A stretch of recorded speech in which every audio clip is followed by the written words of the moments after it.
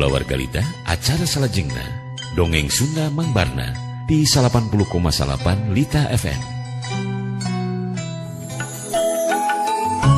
Kulawargalita upami sadire katarajang panyawat soca minus, soca plus, atanapi tetiasa ningali eces alatan kantos katarajang diabetes atanapi stroke landongan baikut herbal BM. Sajabati eta kaunggulan herbal BM tiasa kanggo panyawat polip, sinusitis, masker pamente, sunblock, radang cepil, eksim, sareng nusanesna. Herbal BM tiasa digali di Teras Lita, Jalan Budi 42 Bandung. Telepon genap-genap tilu 4482. Herbal BM, solusi kesehatan keluarga Anda.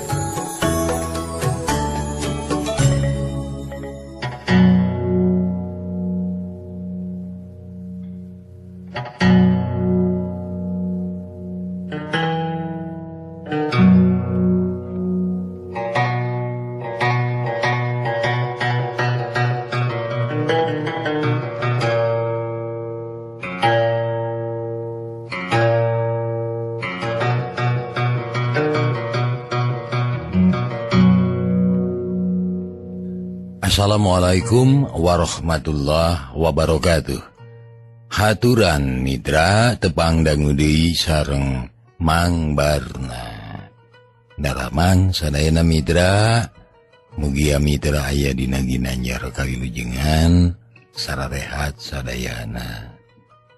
Sakumaha biasa mitra unggal saban wayah kieu Mang Barna ngadongeng carita kalayan judul asal-usul Raja Kelong. Ieu dongeng teh karangan Mang Giok. Dinten ayeuna teh tangtos seri anu katilu dina episode buronan. Mitra sadaya, dina seri anu kadua upami telepat hanca nu katuna teh parantos dugi ka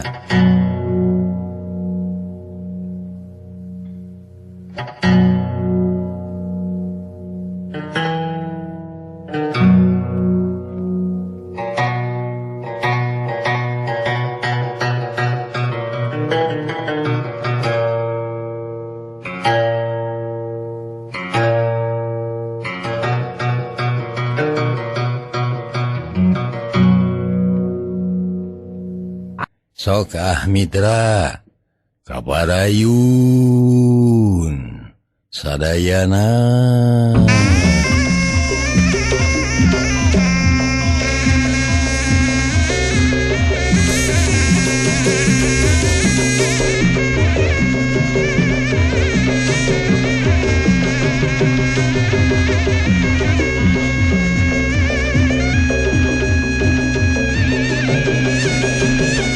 Malah samemeh sora anu ngahiung dina ceulina leungit. Sakilat manena luncat naraja, bari ngaheumbatkeun gobangna pikeun nyampurnakeun nyawa Durgalapati jeung Anggadaseta. Siut, gila, tang. Najangnya dua anak masih lungleng katur lengan, tapi teu nepi ka kapalingan gerak. Kangaranan jago kahot prajurit ini nugi seubeuh narima panggemleng boh ti pagorona pon kitu dibarengan ku narik sukuna salengkah ka tukang masing-masing bedogna dipake nagis. Serepet Angkawijaya nyusul tepus. Sakali ieu mah gobangna nyerepet ti gigir rek nyabet cangkeng Anggadaseta. Gewat ngakiwar tuluy luncat ka tukang sabab kaijir lawana pasti nyusul tepus. Ngan bae ijiranana salah sabab katinggal Angkawijaya ngagilek nyerong ka katuhu yang hareup ka Ki Durgalapati nu memang harita nigaskeun bedogna ti luhur rek narok babatok. Tang hujang dua bedog diadu Pangsieuna kuat kemung serat mata keserang. Ki Durgalapati ngajaul deui ka tukang tanda eleh tanaga. hatena bener-bener kaget ku tanaga nu jadi lawan. Untung bikin maneh baturna kaburu ngasukeun panarajangna ngalantarankeun Angka Wijaya teu terus muru tapi nyelang ngalegot nyingkahan tusukan bedogna Anggadaseta.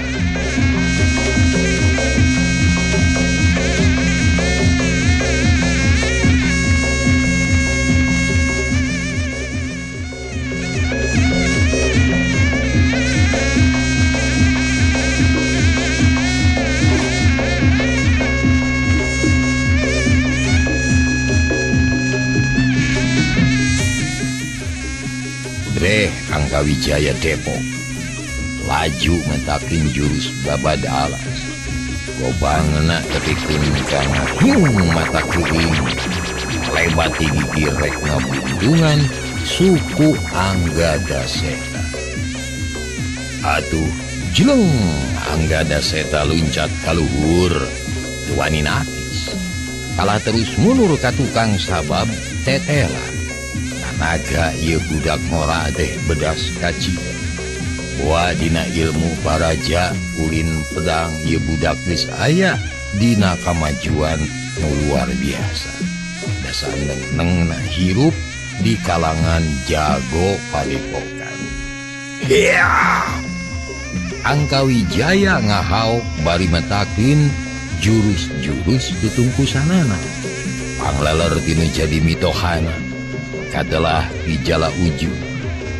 Bedog panjang dua mata ngadadak kokolebatan kaditu kadieu. Ngahujanan awak hidur Galapati jeung Anggadaseta. Gentak nimbangan ku jurus sirna bobot bari sakali-kali nakis malah males naraja. Tusukan atawa sabetan pedang antuk nanu tiluan ge kalibet dina pertarungan nu teu eleh hebat jeung rongkahna batan pertarungan Iraga Suci jeung si iblis kembar ti Gunung Lawu.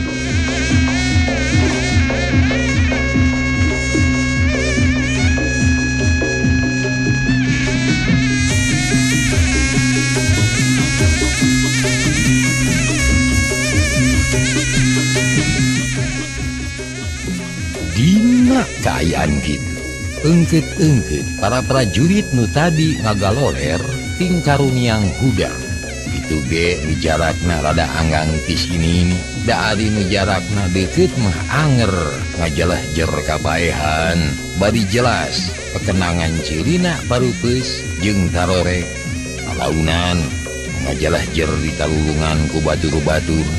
Sawareh mulung obor sawareh deui maraju ka hareup milu ngepung bari ngokangkeun tumak jeung panah siap mere bantuan mun diperlukeun. Sabenerna prajurit nu kiwari ditugaskeun teh lain prajurit samborong wungkul tapi kaasup prajurit petingan. Rata-rata geus ngabogaan pangalaman jeung kaparigelan enggoning maju ka medan laga.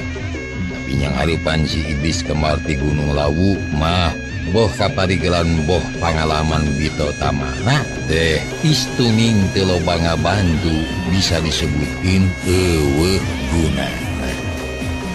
Bukti kiwari samemeh maju tempur ngadu kaparigelan fisik. Loba di antara baturna nu ngajelah-jer bari dina kaayaan bonge. Nu ieu tangtu pikeun maranehna geus tamat riwayat dina kaprajuritangan. Sabab dina palaturan kawiraan dipahing aya anggotana nu ngabogaan fisik cacat di antarana tunarungu.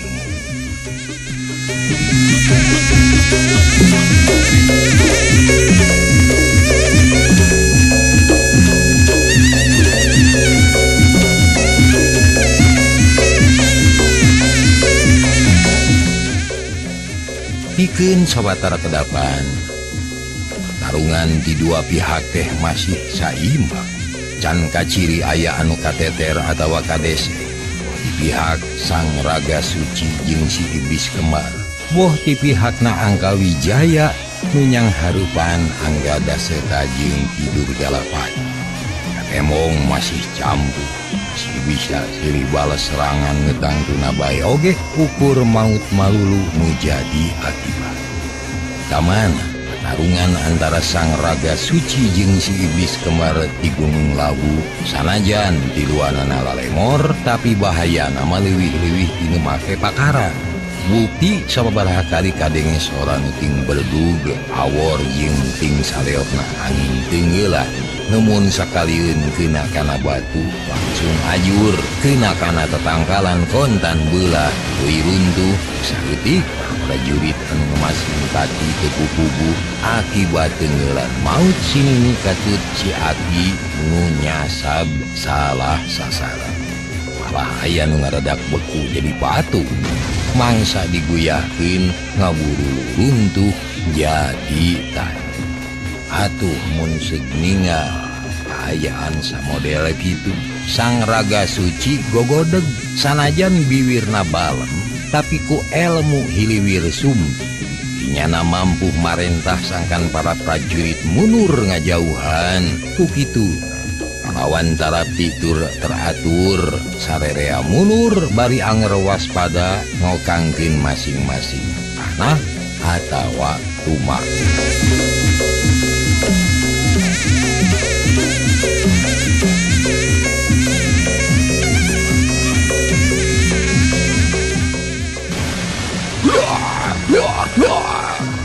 ngadadak kadenge soran uping pereduk pasusul-susul mataku dua jirim katemong mental katukang bari murahkeun getih hirup lalamara geus blag diglugna niban lemah saeusna jungka-jumpari aseupan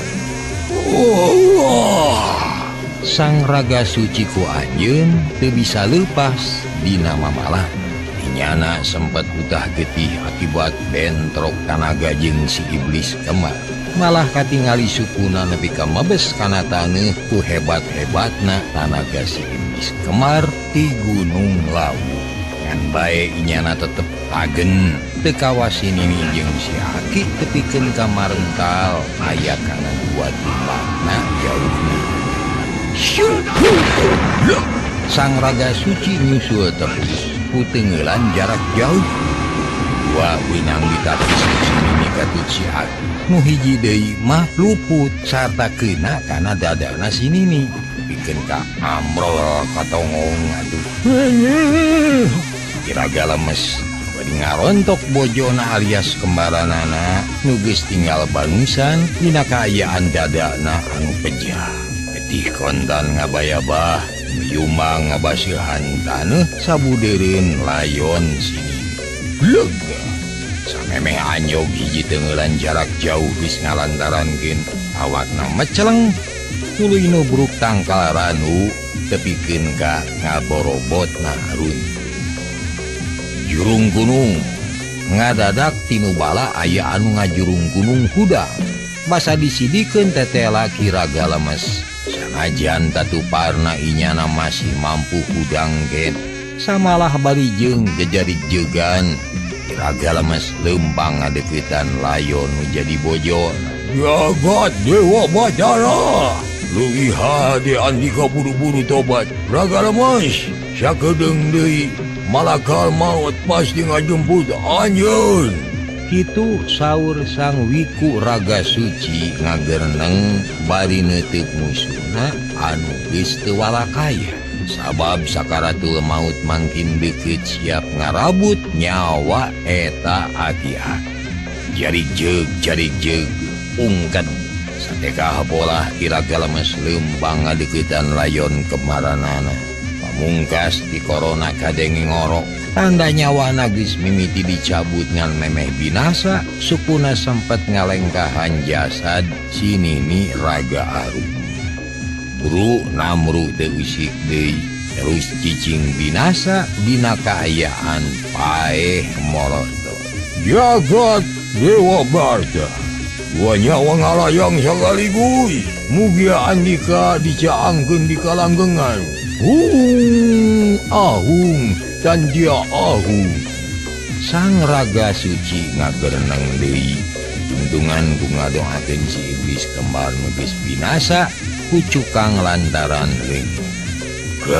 Adu prajurit surak amala-amalan sorana munguh ngaguruh mataku sarerea suka bungah galumira dumeh musuh nu paling ngabahayakeun geus bisa dirubuhkeun malah kasaksian duarana ge geus ngababatang ngajampana buga.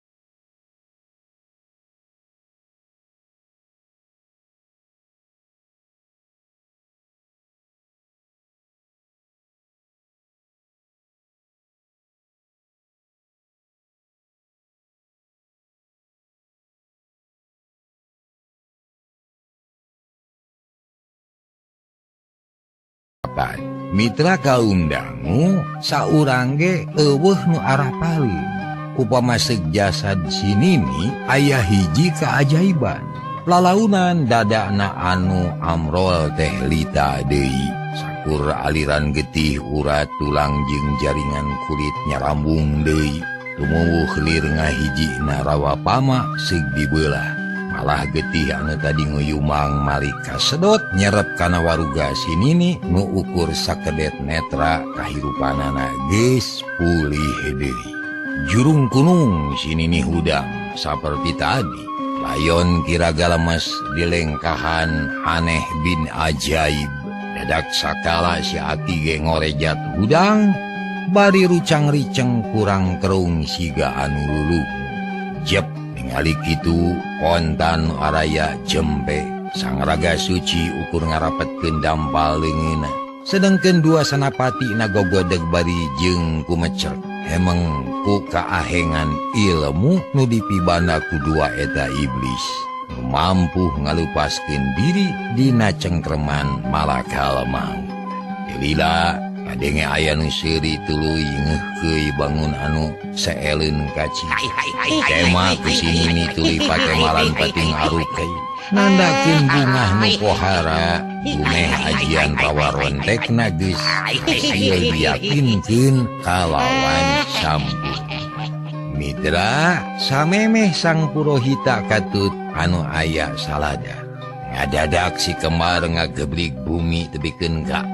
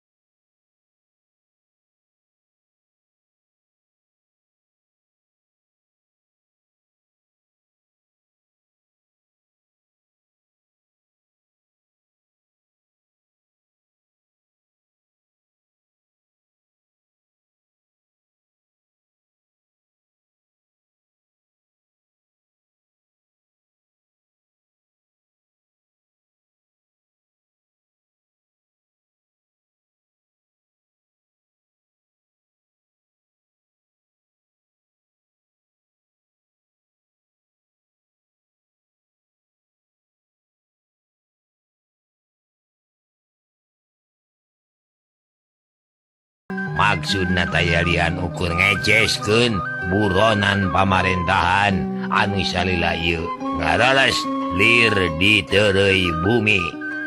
Jadi lamun kitu mah Andika sapara kancana jadi mata holangna pangna padepokan Lebu Raga dimusnahkeun.